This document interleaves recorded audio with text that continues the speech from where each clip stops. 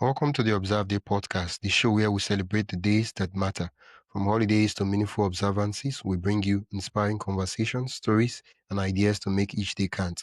Whether it's raising awareness, learning something new, or simply sparking joy, this is your space to explore the calendar in a whole new way. I'm your host, Wisdom Okonkwo, and I'm excited to share today's observance with you. Let's dive in. Today on Observe Day, we're exploring how a single day can move culture, shape behavior, and influence how people spend, connect, and decide. Our guest is Joel Miller. Joel has spent 17 years building a 500,000 plus marketing agency with just two people. No hype, no hustle culture, no scaling chaos. While most marketers focus on tactics, Joel studies meaning, positioning, trust, and why people choose one thing over another. Valentine's Day is the perfect lens uh, is to express some of this principle. It started as a religious observance, it became a cultural ritual, and today it's a powerful commercial moment. Joy helps us unpack how that transformation happens and what Awareness Days quietly teach us about human behavior, emotion, and economic value. Welcome to the podcast, Joy. Hi, thank you. Nice. Thanks for having me. Yeah, it's great to have you on the podcast. When you look at Valentine's Day, what do you see first? The emotion, the culture, or the business model behind it? I mean, at first I think immediately of my own story and situation. I've been Okay. married for 17 years Okay. but we don't really celebrate Valentine's Day usually on the day. I don't know why. Maybe it's just because we went out a couple of times and it's just all the restaurants are packed. Yeah. And there's part of it to me that's just like, I don't necessarily like want to have this excuse or like maybe not an excuse, but like this like obligation, right? Yeah. Of this day where like it's something you can do in your everyday life, hopefully. Yeah. But it is interesting. I did a bunch of reading about Valentine's Day, and like there's maybe a few different saints who were Valentine, and they did, one of them at least was like famous for, what was it? He helped people get married when they weren't allowed to get married, and so he did something very sacrificial to and that's kind of why it became a feast. That's why he became a saint. But I think what's interesting about that is like it's kind of the opposite of what we have now, right? Like when you look out, you do see this commercial thing where there's you got to go buy flowers and you got to go out to eat and you have to you buy the chocolates, and there's this list of stuff that's sort of expected. So it is interesting to see how it's shifted. Well, um, why do you think some holidays like Valentine's Day grow stronger every year and then others just slowly fade from public attention?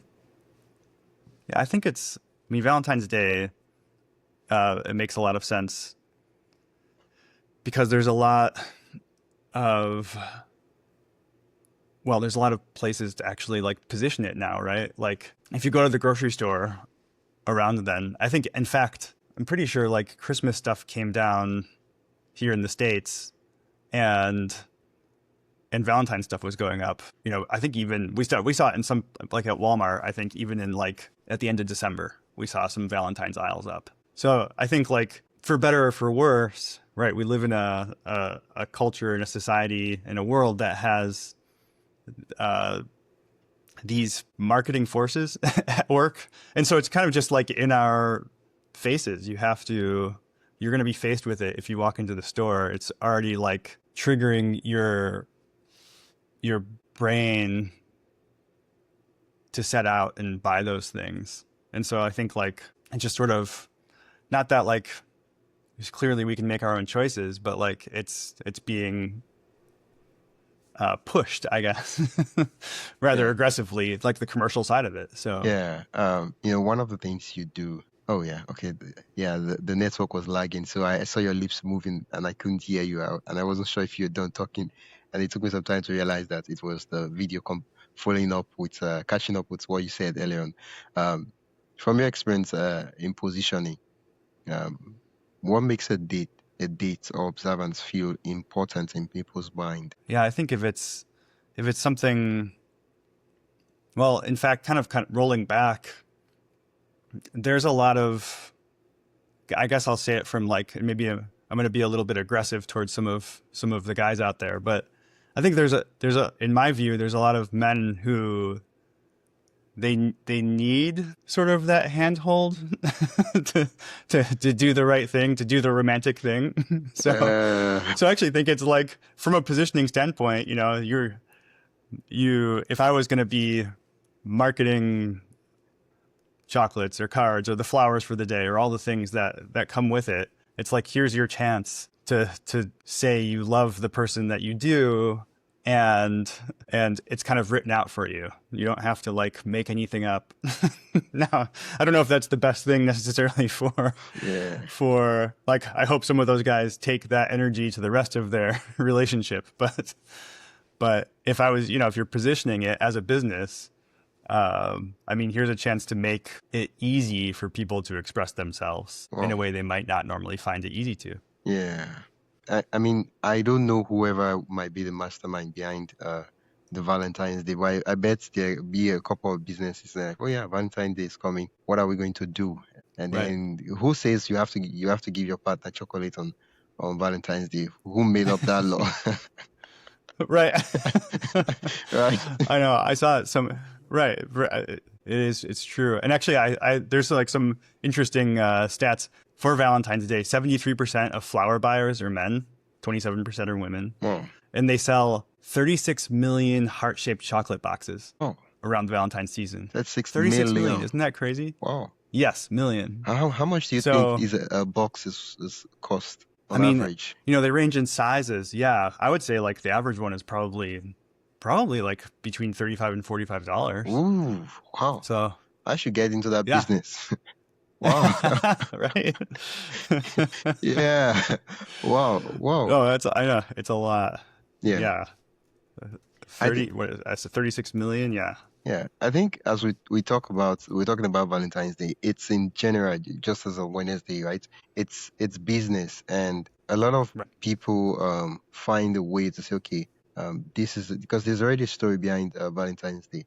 And so like, how do we tap into the story and sell our products and create a narrative? Because now like chocolate, where did the idea of chocolate come from? It has nothing to do with the story itself. No, nothing at all. That's right. Yeah, but with marketing. Although what's interesting, another little thing I ran across. Yeah. And maybe this is like an early version of this positioning, is in the 1800s, physicians were prescribing chocolate as a cure for heartbreak. Wow. So not associated with Valentine's Day yet anyway, but for some reason that was something they started to do. And so I don't know, maybe we should bring that back. Maybe if you want to start your chocolate heart business, you can sell it. You can start with the heartbroken instead of the people in love. That would be a very strong market differentiator. Right? Like, and I can only imagine what the video ads will look like. And then there'll be dialogue. Right. Like, you can make it all vintage looking. Yeah. You could do the packaging up so it looks really 1800s. And then, probably have some like hilarious. Before we dive deeper, I'd love to invite you to join the Observeday newsletter. Every week, I send you highlights of upcoming observances, creative ways to celebrate, and behind-the-scenes extras from the shows. It's the perfect way to stay inspired and never miss a meaningful moment. Sign up today at observeday.com/join. That is observeday.com/join. Now, let's get back to the conversation. Most likely phony backstory, but about how... it's the original recipe from the 1800s. And with the capabilities of AI, you don't even need to spend a lot of marketing budget on the commercial. You can whip up something in one afternoon. That's right. I might render it later just for fun. Yeah. I'm trying to think what the ad would look like. I think there was an ad. Right. I can't remember the company that did this ad. Was it Monster or Heineken? But it was one of those drinks. And they did the ad in such a way that they did not say anything dirty, but they seemed to infer that, and that you would think they were saying something else, and they were talking about size. That, oh, mine is small. Oh, I like my own big. And most of the characters were different ladies. And your mind, you're like, oh, what are they talking about? What I think they're talking about? And then at the end of the day, they're like, oh, I like the small size of so drink, and I like the big size. And like, oh, so this is what you guys are talking about. And it's just the positioning and the differentiate. Right. No, and it is interesting to follow the kind of the commercial trend, because you have like going all the way back, in like 1496 AD, something like that. One of the popes made the feast of Saint Valentine, Yeah. and it was really like it was a solemn, somber celebration. But then around the 1380s, it started getting linked in poetry to being more like romantic and love, and it was kind of because spring mating season, I guess, in Europe was started more around February. So they started to celebrate romance. But then you have in the 1840s, a lady named Esther Howland started mass producing Valentine's cards. And then in 1868, Cadbury, like the Cadbury chocolates, Yeah. started making the heart-shaped chocolate box. So that goes all the way back to 1868. And then in 1913, you have Hallmark entering the game with their cards. And so you have that like it moving slowly, step by step, to becoming a very commercial holiday. Yeah, I think they've so commercialized it to the point, and I want us to talk about discounts. A lot of businesses they compete on discount during awareness Right. days, not just Valentine. And why do you think that usually backfire? Why does it backfire? Yeah, sometimes. I mean, right. Yeah, no, that's true. And I think it's like, it's a classic value proposition, right? I mean, if I'm coming into a store and I have the choice between a few different things, and I don't know about you, but a lot of times if I look at the discounts, you start to wonder, why is that thing on clearance?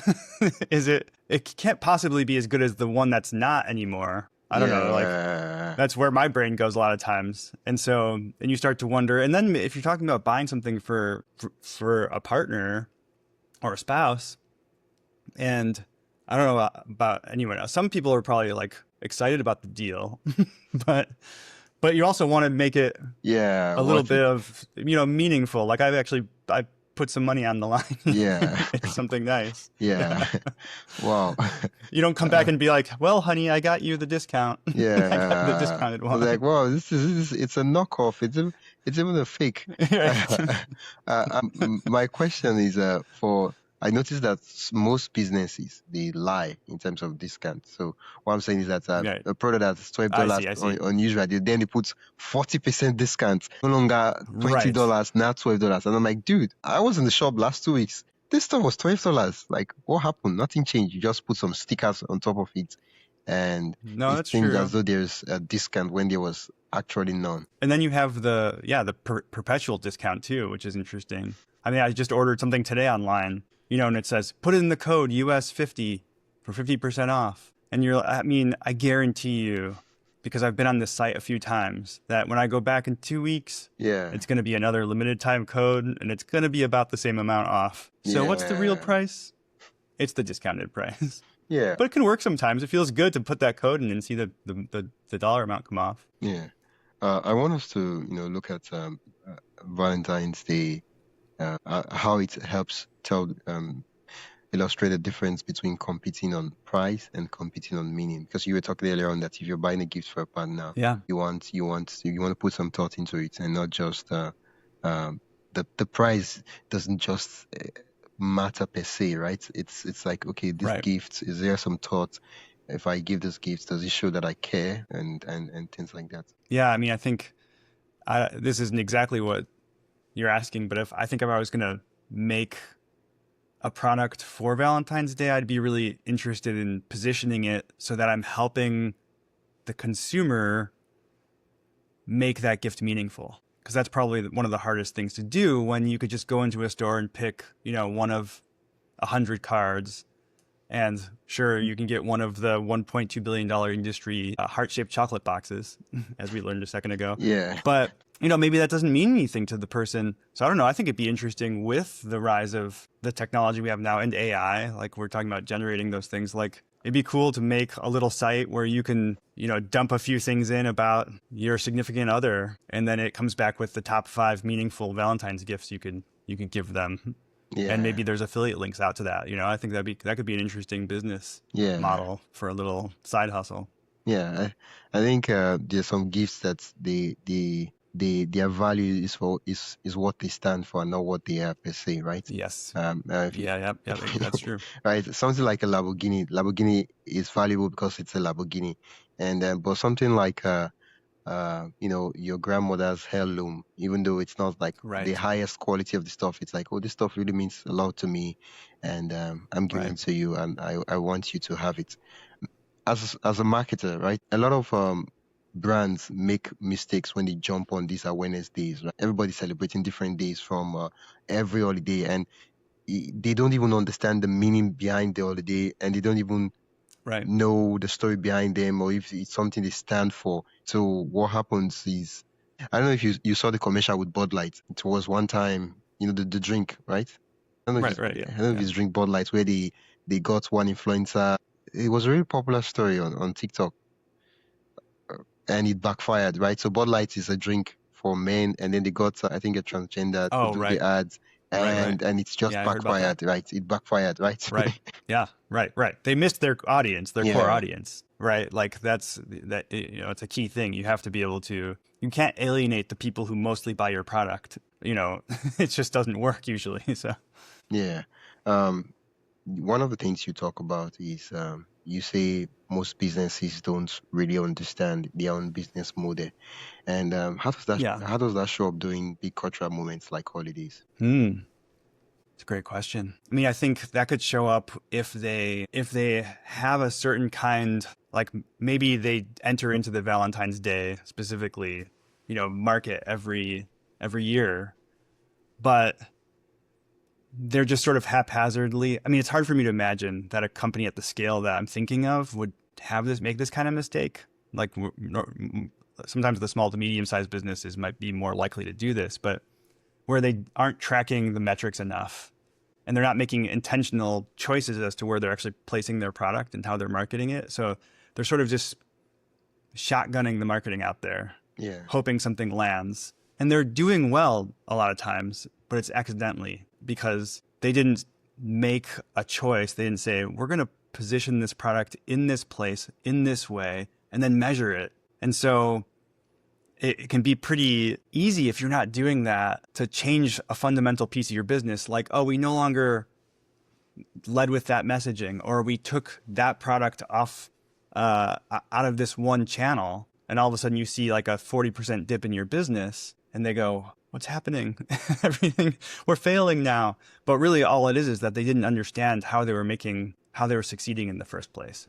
So that's what I usually mean when I say that is they don't. It's when you are accidentally successful and you don't analyze how you got there, and so you have no idea when you change the components and the variables in the equation you don't know how you got to the answer anymore. Yeah. And we've come into a lot of story, like a lot of businesses have come to us over the years, in the last 17 years, and said, "Can you help save us? Like our business is down 50%, and we need new marketing ideas." And we'll come in and evaluate it, and we'll say, "Oh, what happened is you didn't know that the TV appearances you did were what drove all your sales." Like I don't know how you Yeah. didn't know that, but you didn't know that. Yeah. Yeah. Well, they don't. What's how did there's a code like what gets measured gets yeah, I can't remember the code, but when you measure these things you can tell that okay, yeah, 50% of our sales came from this partnership we did with this brand. Should Right. do more of such partnerships this year. Yeah, exactly. Right. Right. You become aware of it and then you build on it. And I mean, it's so shocking because even saying it out loud, it sounds so stupid, but it's like, but it happens so often, right? They're just Yeah. like, especially when things are going well and you never approached it from that analytical standpoint. It's easy to just kind of coast and say it's going to probably keep happening. And then one day you change something Yeah. or as the market changes and you're faced with this reality. Oh, we have no idea how this worked up until now. I think one of the excuses business owners will give will be that well, the marketing platforms we're using, they're not exactly platforms we can measure data easily. Like I mean, we're doing TV, we're doing radio, Right. we're doing newspaper ads, and we're doing flyers, we're doing billboards. Can't exactly measure that. So, Right. what would you say to that excuse? Yeah, I think to find a way to measure everything you can. So if there's like an offline, one thing that comes to mind for a client, we did the an ad that went into the Chicago Bears game day, uh, you know, little booklet they pass out as you come into the stadium, Yeah, and there's not going to be 100% tracking on these kinds of things. But with QR codes were sort of around, and then they sort of faded off because no one was using them. But now they're everywhere again, right? I mean, if you like stream something on Prime Video, every commercial has a QR code on it. So we're a big proponent of using special URLs, using the QR code, using a phone number with a service like CallRail. Oh, discount so code. that, yeah, or a discount code, right? Anything you can do, or do all of it sometimes, right? Anything you can do to like track that data back in, so you can say, is this working? Am I getting money back for my investment? And in the case of that Bears one, we ran that for 2 years just because it was kind of cool, but we didn't see enough return to keep doing it. And so even though it's fun, we got to put like the logo a bunch of places. You could get different levels of sort of ad buys, and we got tickets to games that we could give away, and that was fun. But we didn't actually see that it was a business generator for them, so we dropped it. Yeah, well, I like the discount code. Sometimes 5% or 10%, because if I see an ad and they like use this code to get 5%, I'm going to definitely use the code. But I might see an ad and you like scan this QR code, visit this website, and I'm like, I can just go on Google and just search for your brand name and go straight to your website, right? I don't have to use that right. stuff. So yeah, right? some incentive. Yes. Yeah. Well, that's why I like stacking them. I think it's good to have as many data points and then bring them together later on if you can, because the information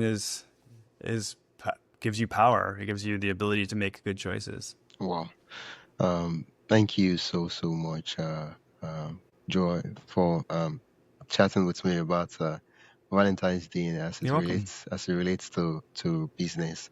Where can listeners learn more about the work you do and also connect with you? Yeah, you can visit our website at theskyfloor.com. That's theskyfloor.com. And we have a blog there. You can subscribe to get updates when we post new content, and that's about it. We'd love to see you on there. Wow. Thank you so much, Joe. I'll put a link mentioned in the description so the listeners can just click and go there to the site. It's been a pleasure chatting with you. That's it for today's episode of the Observeday podcast. Thank you for spending your time with us as we explore today's Observance. If you enjoyed this episode, be sure to subscribe wherever you listen to podcasts and share it with a friend who'd love to celebrate life's special days too. Don't forget to join the newsletter at observeday.com/join for more observance stories, tips, and updates. Until next time, keep finding meaning in every day.